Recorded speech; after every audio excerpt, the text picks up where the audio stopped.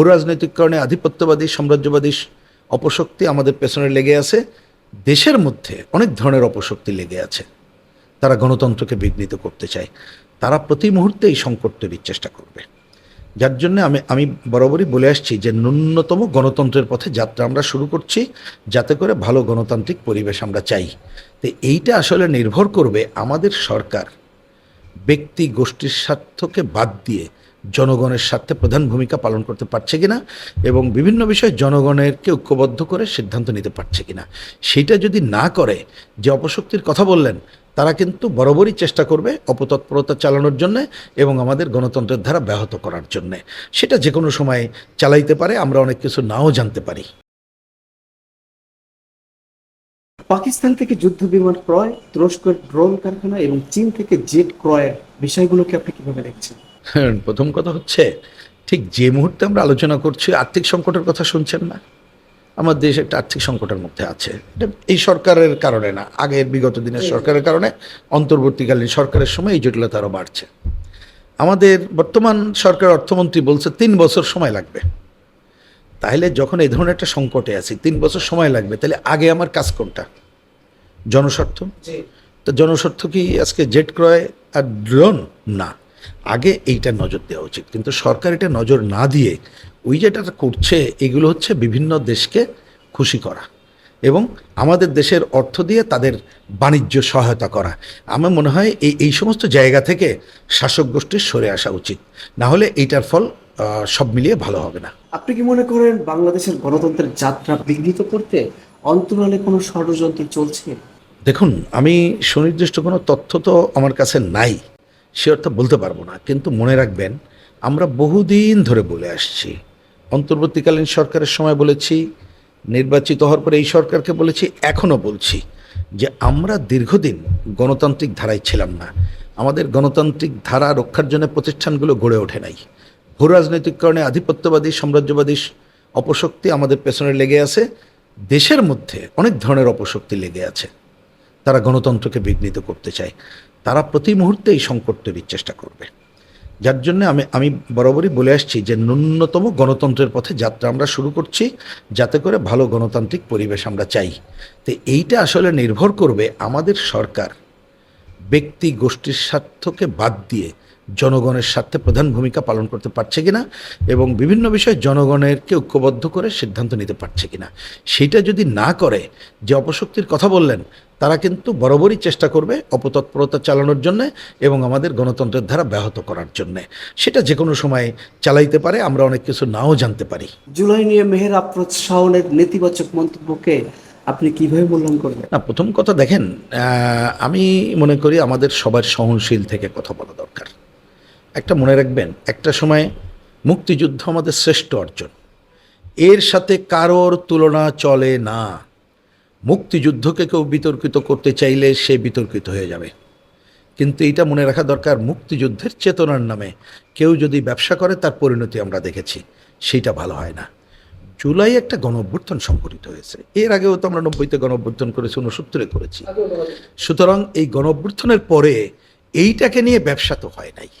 এইটাকে নিয়ে কেউ ব্যবসা করুক, এটা যেমন চাই না, কিন্তু এইটাকে নিয়ে অহেতুক বিতর্ক সামনে এনে এই ধরনের অনেকগুলো শক্তিকে, যাদের আরও বেশি যৌক্তিক আচরণ করা দরকার, সেই যৌক্তিক আচরণ থেকে তাদেরকে আবার অপযৌক্তিক আচরণ করার সুযোগ দেওয়াটা আমাদের যথাযথ হয় না, সেটা বিবেচনা রাখতে হবে। আমি এই প্রসঙ্গক্রমে বলি, দেখেন, আমরা এই গণঅভ্যুত্থানের পরে যে জটিল পরিস্থিতির মধ্যে ছিলাম, তারপর একটা নির্বাচন করেছে, ন্যূনতম গণতন্ত্রের পথে যাত্রা করছি। আমাদেরকে এখনও মব ধারা থেকে বেরিয়ে আসতে পারে নাই, সন্ত্রাসী ধারা থেকে বেরিয়ে আসতে পারে নাই। কথায় কথায় খুবই খারাপ আচরণ, মুখের কথা একেবারে তরুণ থেকে শুরু করে অনেকের মধ্যে যা চলে গেছে, অতীতে কোনো দিন এটা শোনা যায়নি। এবং সেইখান থেকে যেহেতু আমাদেরকে উদ্ধার করে নিয়ে আসতে হবে, সুতরাং আমাদের সবার সহনশীল থাকা দরকার বলে আমি মনে করি। তবে অবশ্যই নীতিনিষ্ঠ অবস্থানে থেকে যার যার কথা সে বলতে পারবে, সেইটাও আমাদের সবাইকে রক্ষা করতে হবে। শেখ হাসিনা বলেছেন এই বছরই দেশে ফিরে আসবেন, এটা কি শুধু কথার কথা নাকি সত্য বলে মনে হচ্ছে? শোনেন, এটা সময় বলে দেবে। আমার মনে হয় এটা নিয়ে বেশি আলোচনা করা উচিত না। বলি যে এগুলোকে আমার মনে হয় খুব একটা বেশি আলোচনার মধ্যে আনা অপ্রয়োজনীয়। কারণ এটা মনে রাখবেন যে ঘটনার পর তারা দেশ ছাড়তে বাধ্য হয়েছে।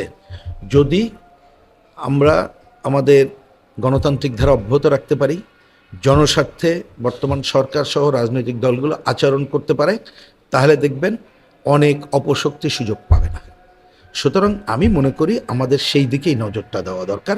আর এগুলো কখন কি হবে না হবে এটা বলা যায় না, কারণ শাসক গোষ্ঠী বলে একটা জিনিস আছে, মনে রাখবেন তারা কিন্তু তাদের ক্ষমতায় থাকার জন্যে, আগামীতে ক্ষমতা নিরঙ্কুশ করার জন্যে কখন কার সাথে কি করবে, কাকে সুযোগ দেবে দেবে না, ওইটা আমরা অনেক কিছু এখনও বলতে পারি না, দেশের জনগণের অজানার বাইরে।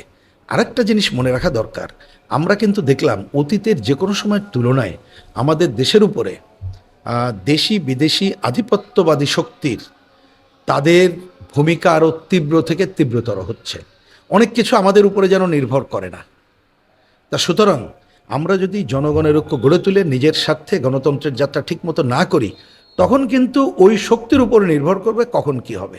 কোন শক্তি যাকে তুষ্ট করতে পারে তার উপরে হবে, তখন সিগন্যাল দেবে আসো, এসো না, ক্ষমতাসীন থেকে বলে একটু নরম আচরণ করো, একটু গরম আচরণ করো।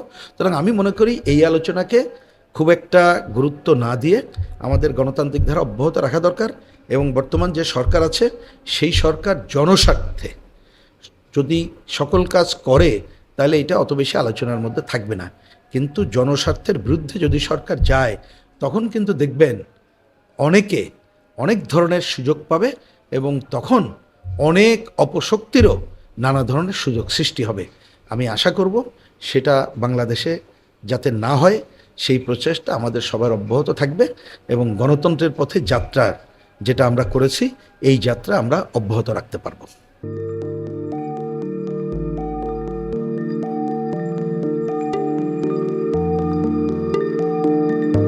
পহেলা জানুয়ারি 2026 ইউটিউব জার্নালিজমের অগ্রদূত changeTV.press সংগ্রাম মুখর 7 বছর পেরিয়ে পা রাখলো গৌরবান্বিত 8 বছরে। এই আনন্দ প্রহরে সবাইকে নিরন্তর শুভেচ্ছা। আমি নিজেকে ধন্যবাদ মনে করি, আমি সৌভাগ্যবান চেঞ্জ টিভির পক্ষ থেকে আমার সাক্ষাৎকার নেওয়ার জন্য তারা আসছেন এবং চেঞ্জ টিভি দীর্ঘ 8 বছর ধরে এই কাজগুলি করছে। আমি তারা অনেক ভালো কাজ করেছেন, দেশের মানুষের সুখ দুঃখের কথা প্রত্যক্ষ তুলে ধরছেন। আমার আশা থাকবে চেঞ্জ টিভি সামনের দিকে উত্তরোত্তর আরও সমৃদ্ধ হবে।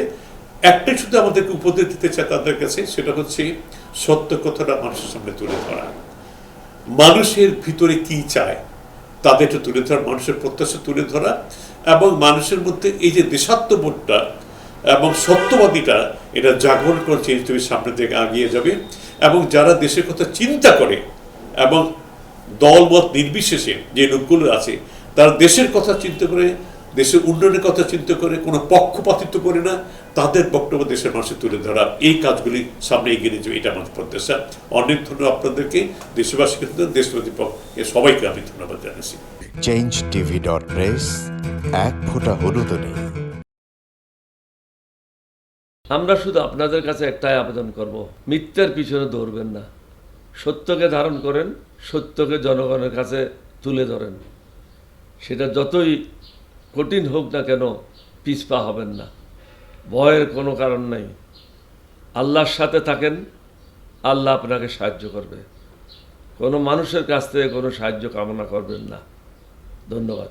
changeTV.press এক ফোঁটা হলুদ নেই।